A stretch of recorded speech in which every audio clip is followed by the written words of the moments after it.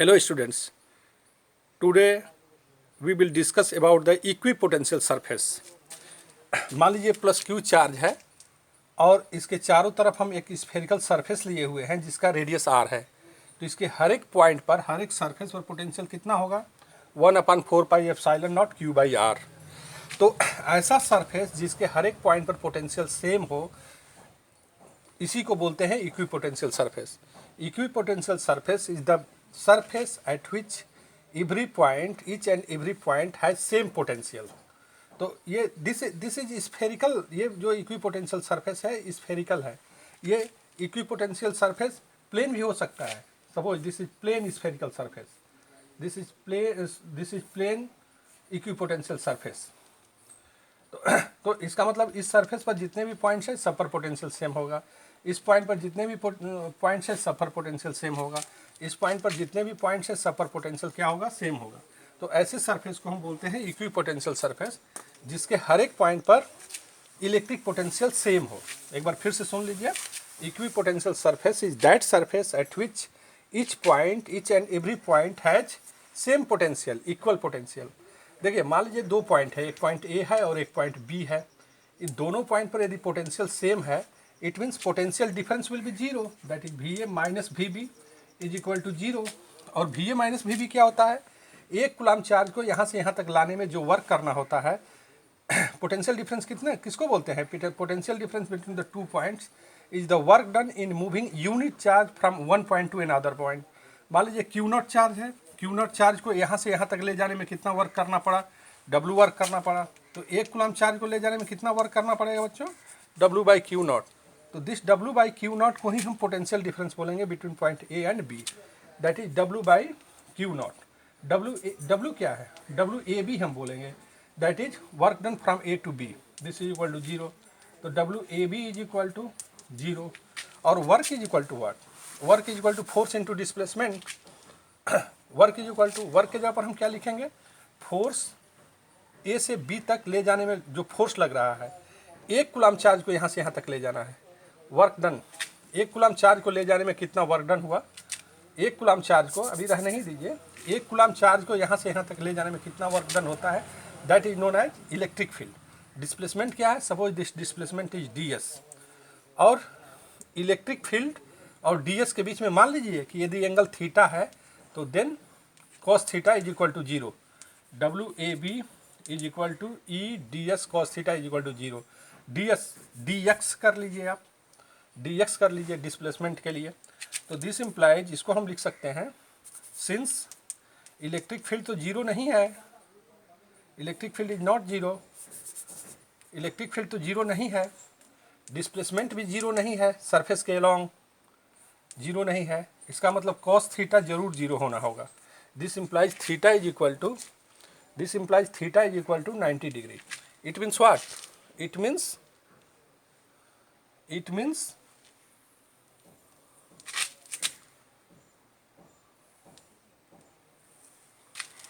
It means what?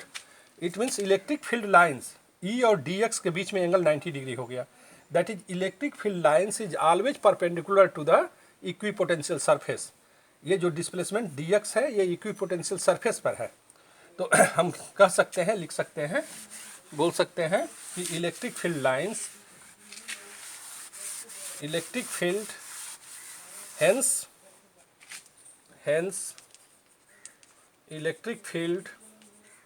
electric field is always perpendicular to the equipotential surface। Equipotential surface के perpendicular होगा potential surface. क्यों perpendicular होगा भाई? एक बार फिर से सुन लीजिए, क्यों परपेंडिकुलर होगा? क्योंकि इक्विपोटेंशियल सरफेस पर पोटेंशियल सेम है, पोटेंशियल डिफरेंस सम सेम है, वर्क डन सेम। इसका मतलब कि, फिर से सुन लीजिए, इक्विपोटेंशियल सरफेस पर पोटेंशियल सेम है, that is potential difference zero है, it means work done zero होगा। वर्क डन जीरो होने के लिए फोर्स, एक कूलम चार्ज पर लगने वाले फोर्स और डिस्प्लेसमेंट के बीच का एंगल जीरो होगा। दैट इज, एक कूलम चार्ज पर लगने वाले फोर्स का नाम है इलेक्ट्रिक फील्ड। तो this electric field is always perpendicular to the equipotential surface. ये रहा अबाउट इक्विपोटेंशियल सरफेस के विषय में। फिर हम आगे डिस्कस करते हैं, कुछ न्यूमेरिकल्स प्रॉब्लम कर लेते हैं। एनसीईआरटी एग्जाम्पल, एनसीईआरटी एग्जाम्पल देख लीजिए।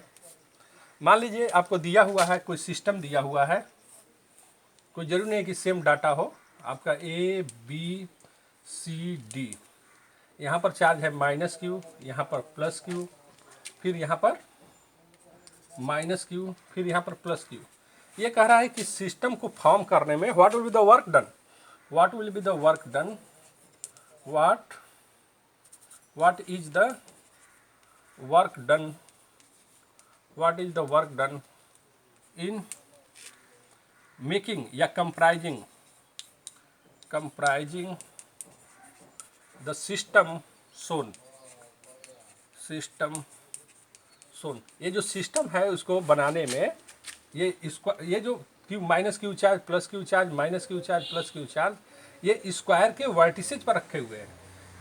ये यहाँ पर लेंथ l है, इसको बनाने में कितना वर्क करना होगा। तो what is work done, work done is equal to potential energy. जो हमारा वर्क डन होगा वो इस सिस्टम में पोटेंशियल एनर्जी के रूप में स्टोर्ड हो जाएगा। तो इस सिस्टम का हमको पोटेंशियल एनर्जी निकालना है।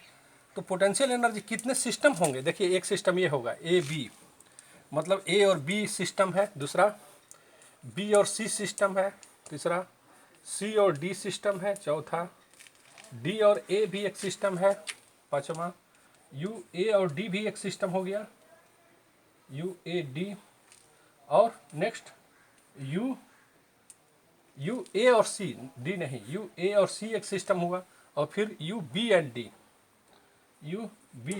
भी एक सिस्टम हो गया। तो ये जो सिस्टम है, ये पोटेंशियल एनर्जी हम निकाल देंगे और सबको सम कर देंगे, then that will be the work done, that will be the work done in comprising the system. तो हम निकालना चाहेंगे U A B, U B C, सब निकाल लेंगे। what will be u a b, this is 1/4 pi epsilon naught q1 q2। देखिए -q2 q है, q1 -q + q, that is minus. आपको पोटेंशियल एनर्जी सिस्टम का हम पढ़ा चुके हैं, 1/4 pi epsilon naught q1 q2 by r। तो q square by r, minus sign यहाँ पर आ जाएगा, u b c प्लस और माइनस, फिर यहाँ भी minus 1/4 pi epsilon naught q square by r के जगह पर आप l लिख लीजिए। सिमिलरली यू सी डी, फिर ये माइनस और plus, minus 1/4 pi epsilon naught q square by l। Similarly system, कौन सा सिस्टम बचा, यू डी ए,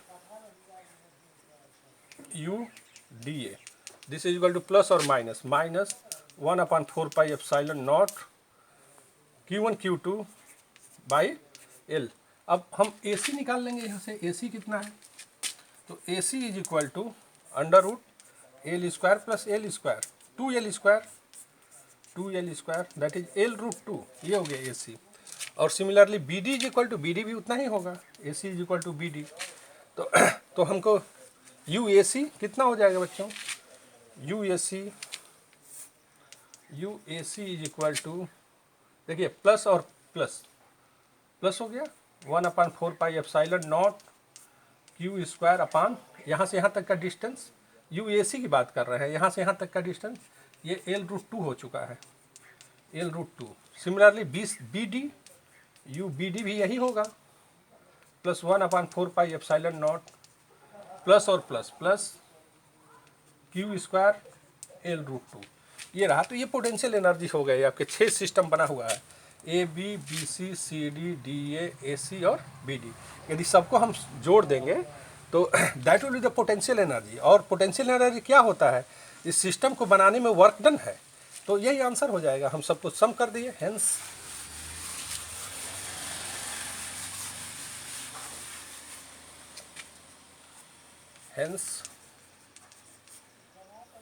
यू ये भी 4 बार आया था, दोनों सेम है, इसलिए हम कर दे रहे हैं -1/4 pi epsilon naught। देखिए कॉमन ले लीजिए, q स्क्वायर सब में है, l भी सब में है, और ये कितने बार था, ये 4 बार था, ये क्योंकि A B B C C D और डी ए के लिए एल सेम है, क्यू स्क्वायर सेम है, तो -4 लिख दीजिए। यू ए सी के लिए 1/4 pi epsilon naught q square L common हो गया। हमको यहाँ पर क्या बचा 1/√2 और ये 1/√2, दो सिस्टम ये जो अलग से बना था।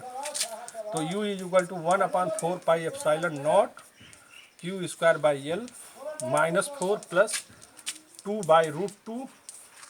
तो u is equal to 1/4 pi epsilon naught q square by l -4 plus √2। तो this will be the potential energy. ये पूरे सिस्टम का ये पोटेंशियल एनर्जी है, और जो पोटेंशियल एनर्जी सिस्टम का है that is work done. This is the work done. ये पूरे सिस्टम को कंप्राइज करने में यही वर्क डन होगा। फिर हम आगे बढ़ते हैं नेक्स्ट क्वेश्चन के लिए।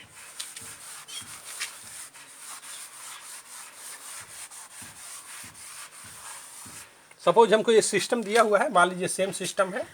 क्वेश्चन 2 ये भी एनसीईआरटी का एग्जाम्पल ही है, एनसीईआरटी एग्जाम्पल है ये एनसीईआरटी का एग्जाम्पल ही है, आप नोट कर लेंगे। तो क्वेश्चन कह रहा है find the work done, find the work done in placing charge Q naught at the center of the square, at the center of square of side L as shown in figure, figure में बताया गया है कि -Q charge हर एक vertices पर है। पूरा हम लिखवा नहीं रहे हैं क्वेश्चन को, तो केवल क्वेश्चन ही लिखवाते रह जाएंगे, वीडियो बड़ा हो जाएगा। इसलिए बिल्कुल हम जो मटेरियल है उसी को हम दे रहे हैं, जो हम कुछ बोल रहे हैं उसको आप सुनिए, फिगर देखिए और सॉल्व करिए। तो एक्चुअली अभी इसको बनाने के लिए हम क्या करेंगे, वीडियो पॉज करके आप लिख सकते हैं। अब सुनिए, देखिए हमको पोटेंशियल निकालना है। तो पोटेंशियल क्या है, पोटेंशियल होता है 1 कूलम चार्ज को सेंटर पर रखने में, 1 कूलम चार्ज को इन्फिनिटी से किसी पॉइंट तक लाने में वर्क डन। तो 1 कूलम चार्ज को लाने में वर्क डन मान लीजिए v है, उसी को पोटेंशियल बोलते हैं। तो Q नॉट चार्ज को लाने में कितना वर्क डन होगा, Q not v into Q not. तो हमको v निकालना है, v एट सेंटर। तो v किसके वजह से होगा, इस चार्ज A की वजह से, B की वजह से, C के वजह से और D की वजह से। अब v हम कैसे निकालेंगे, अब देखिए माइनस की वजह से -1/4 pi epsilon not Q by OA plus VB, ये प्लस हो जाएगा 1/4 pi epsilon not Q upon OB plus C की वजह से माइनस हो गया 1/4 pi epsilon not Q upon OC plus Q की वजह से 1/4 pi epsilon not Q upon OD। But OA, OB, OC और OD ये सेम है। कितना है भाई, ये पूरा डिस्टेंस L√2 है, तो L√2/2, तो ये L/√2। तो जब ये वैल्यू सेम हो गया, सब सेम हो गया, तो अब क्या हो गया, hence V is equal to 0। Centre पर पोटेंशियल सेम है, तो जब सेंटर पर पोटेंशियल सेम हो गया, then what will be the work done, then work done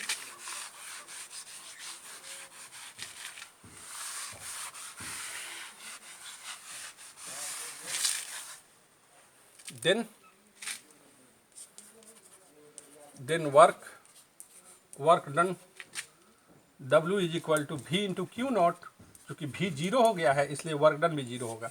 यानी उस जो सिस्टम दिया हुआ था उस सिस्टम में उसके सेंटर पर Q नॉट चार्ज को रखने में कोई वर्क नहीं करना होगा, work done will be 0।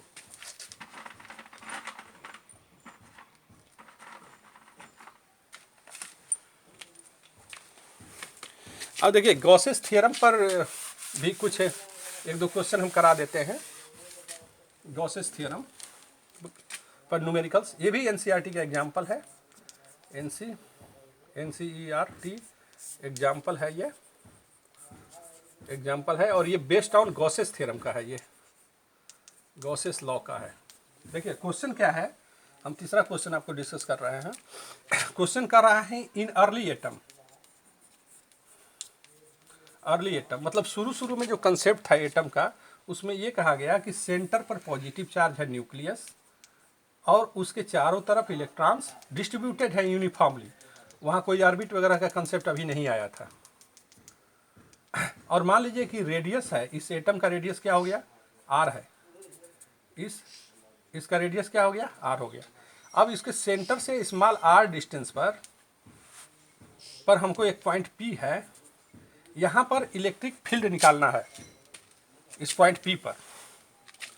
Question यहाँ पर 2 क्वेश्चन है, देखिए ध्यान से सुन लीजिए। ये अर्ली एटम है, अर्ली एटम कहने का मतलब टोटल पॉजिटिव चार्ज सेंटर पर है, इसका एटॉमिक नंबर जेड है, एटॉमिक नंबर जेड है, इसका मतलब उसमें कितने प्रोटॉन्स होंगे, जेड इन सेंटर पर कितना चार्ज होगा, जेड इंटू ई, जितना इलेक्ट्रॉन पर चार्ज होता है उतना ही प्रोटॉन पर चार्ज होता है, और एटम में जितना पॉजिटिव चार्ज होगा उतना ही निगेटिव चार्ज होगा। अब हमको पी पॉइंट पर निकालना है फील्ड, इलेक्ट्रिक फील्ड। तो गॉसेस थ्योरम में ये बताया गया था कि जिस पॉइंट पर इलेक्ट्रिक फील्ड आपको निकालना होता है, जिस पॉइंट पर इलेक्ट्रिक फील्ड आपको निकालना होता है, उस पॉइंट से पास करते हुए एक गॉसियन सरफेस ड्रॉ करिए। ये गॉसियन सरफेस हमने ड्रॉ कर दिया। तो नाउ चार्ज इनक्लोज्ड, हम सोल्यूशन पर आते हैं। सोल्यूशन पर हम आ गए, क्या, charge enclosed by the closed Gaussian surface,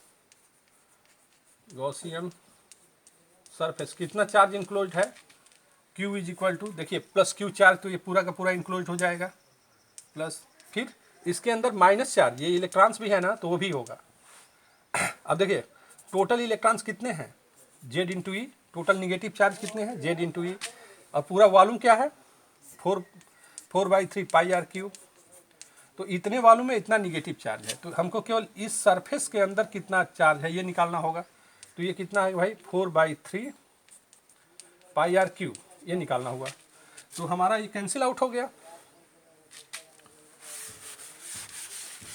तो हम क्या लिख सकते हैं, यहाँ पर हम लिख सकते हैं Q is equal to JD, हम कॉमन ले लें तो क्या बचेगा, 1 माइनस JD कॉमन हो, 4/3 पाई, 4/3 कॉमन है, R cube by are cube. तो now hence applying Gauss's law, hence applying Gauss's law, Gauss's law क्या है, E dot D S is equal to Q by epsilon naught. E और ds के बीच में angle क्या है भाई, 0, क्योंकि इलेक्ट्रिक फील्ड हमेशा दूर होता है पॉजिटिव चार्ज से, और सरफेस पर नॉर्मल भी दूर है, तो E और ds के बीच में एंगल 0 है, तो E ds cos 0, Q की वैल्यू हमारी आ चुकी है, ऊपर लिखेंगे, नेक्स्ट टर्म में लिख देंगे हम। तो यहाँ पर E को बाहर ले लीजिए, इंटू cos 0 की वैल्यू 1, ds Q की value epsilon naught, hence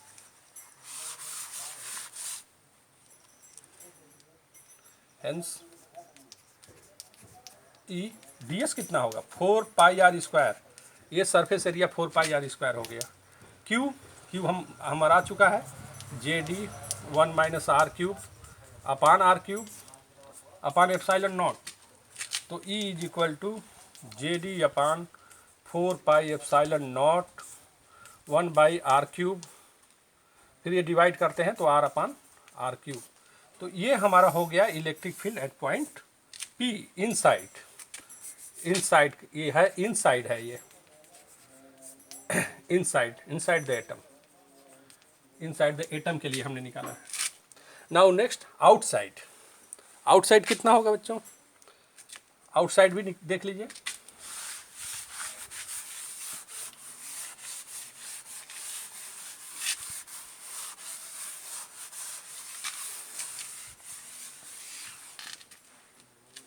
B part क्या हो गया इसका, at outside point, at outside points, outside पर कितना होगा फील्ड। अभी आउटसाइड पर निकालने के लिए हम एक पॉइंट ले लेंगे P, at a distance R पर ही निकालना है, बट R क्या है here in this case, R is greater than capital R, R is greater than capital R, outside point पर हमको निकालना है। तो यहाँ से पास करते हुए हम एक गॉसियन सरफेस ड्रॉ करेंगे। जिस पॉइंट पर फील्ड निकालना होता है उस पॉइंट से पास करते हुए हम एक गॉसियन सरफेस लेते हैं। Now what is charge enclosed? Charge enclosed तो जीरो हो गया, क्योंकि जितना पॉजिटिव चार्ज है उतना ही निगेटिव चार्ज है।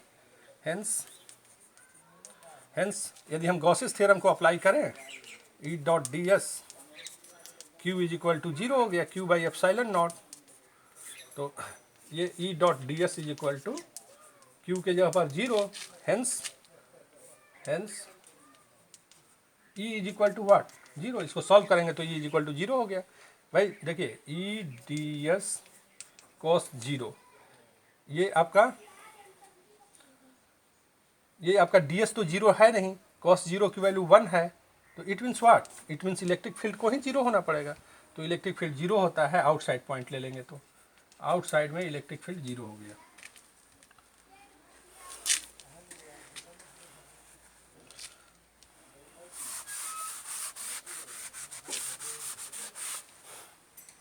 ठीक है, ये वीडियो को छोटा ही हम रखते हैं, फिर इसी को नेक्स्ट, अभी हम न्यूमेरिकल्स करा दे रहे हैं आपको नेक्स्ट वीडियो में।